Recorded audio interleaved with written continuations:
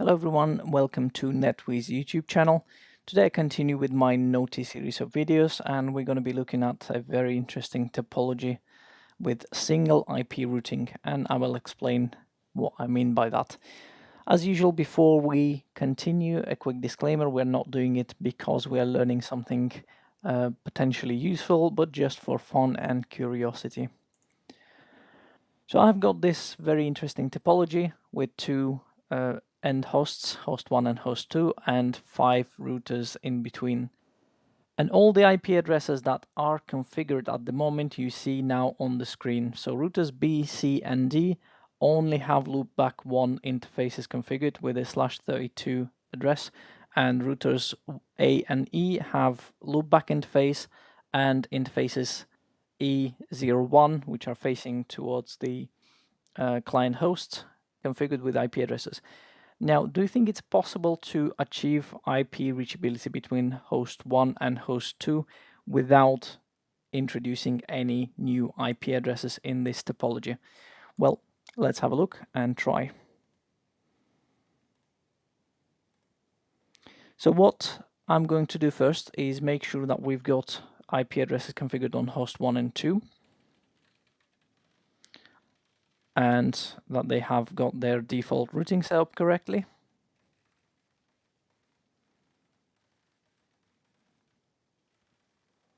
And they have. And obviously at the moment, if I try to ping 10.1.5.5.100, I get nothing. Now, one thing that I can use is to try to configure my interfaces as unnumbered. So let's go on router A1 and try to do that. I'll try to give it an IP unnumbered for loopback 1. But unfortunately, it refuses that. It says only point-to-point, not multi-access interfaces can have this command. However, for some reason, we can do that on a sub-interface. So sub-interfaces on the multi-access interfaces are treated as point-to-point interfaces. So let's say we create a sub-interface, Ethernet 00/.100, and give it an encapsulation, and retry that command. Brilliant, it just accepted it. So let's have a look at our IP configuration now. Yes, and we can see that we've got a running interface with the same IP address as our loopback. So I'm going to continue doing that for all the rest of the routers.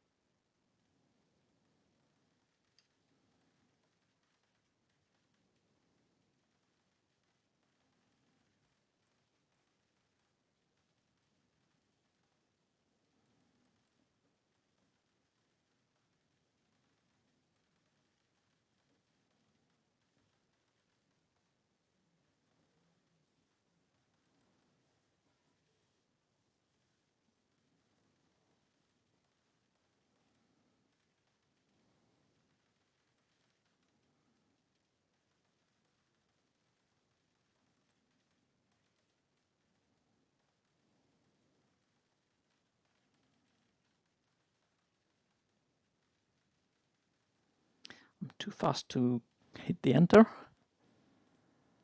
And lastly, on interface on router E,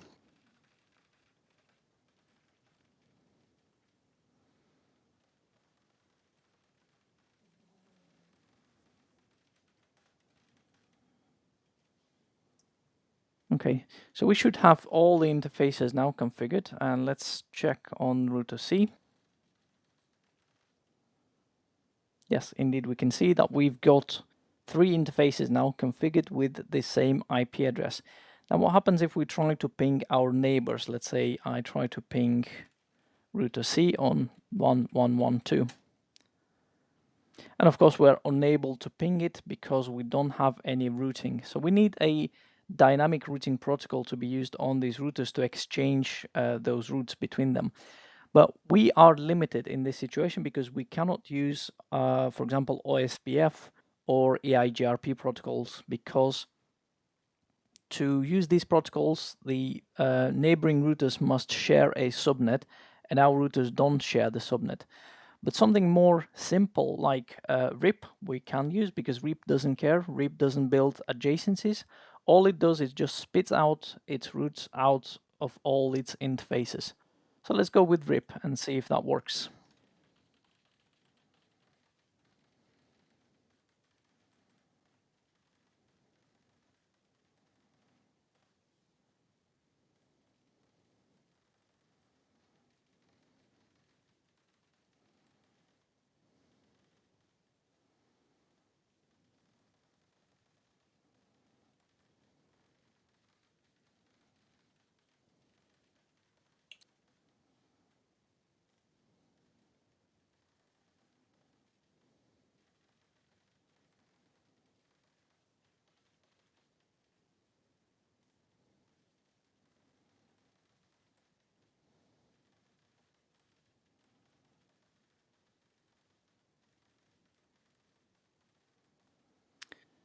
Okay, and let's give it a few seconds, and then we'll see from router C if we are learning the routes. And of course we can see that we do. So that should be enough. And if we go back to host 1 and retry our ping,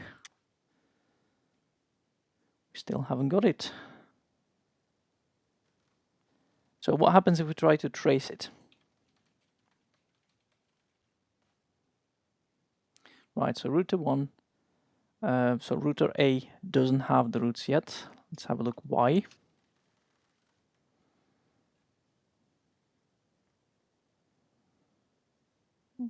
Now it does, so hopefully we should be able to trace or ping it. Nope, still not.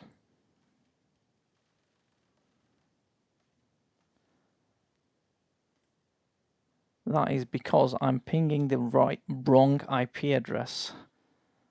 What have I got configured? I have got configured 10.0.5.100. That's good. That's attention to detail.